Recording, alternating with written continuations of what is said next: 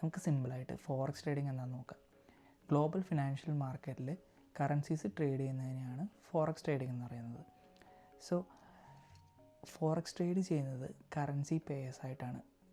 Currency payers എന്ന് പറയുമ്പോൾ അതിൽ മേജർ പേയേഴ്സ് വരും, മൈനർ പേയേഴ്സ് വരും, പിന്നെ എക്സോട്ടിക് പേയേഴ്സും വരും. മേജർ പേയേഴ്സ് എന്ന് പറയുമ്പോൾ അതിൽ $US ഇൻക്ലൂഡഡ് ആവും. $US ഇൻക്ലൂഡഡ് ആയതുകൊണ്ട് തന്നെ അത് ഹൈലി ലിക്വിഡും പിന്നെ അതിൻ്റെ സ്പ്രെഡ്സൊക്കെ ടൈറ്റായിരിക്കും. സോ ഏറ്റവും നന്നായിട്ട് നമുക്ക് ട്രേഡ് ചെയ്യാൻ പറ്റുന്നത് ഈ മേജർ പേയേഴ്സിലാണ്. ഒരു എക്സാമ്പിൾ പറഞ്ഞു കഴിഞ്ഞാൽ യൂറോ USD, GBP USD അങ്ങനെയൊക്കെ.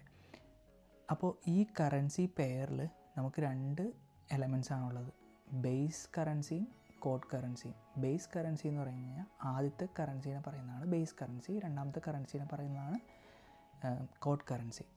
എക്സാമ്പിൾ യൂറോ USD, അതിൽ യൂറോ എന്ന് പറയുന്നത് ബേസ് കറൻസിയും USD എന്ന് പറയുന്നത് കോഡ് കറൻസിയാണ്. അപ്പോൾ ഒരു യൂറോയ്ക്ക് എത്ര USD കിട്ടും എന്നുള്ളതാണ് അതിൻ്റെ കണക്ക്. സോ എങ്ങനെ നമ്മൾ കറൻസി പേഴ്സ് ബൈയും സെല്ലും ചെയ്യണമെന്ന് നമുക്ക് നോക്കാം.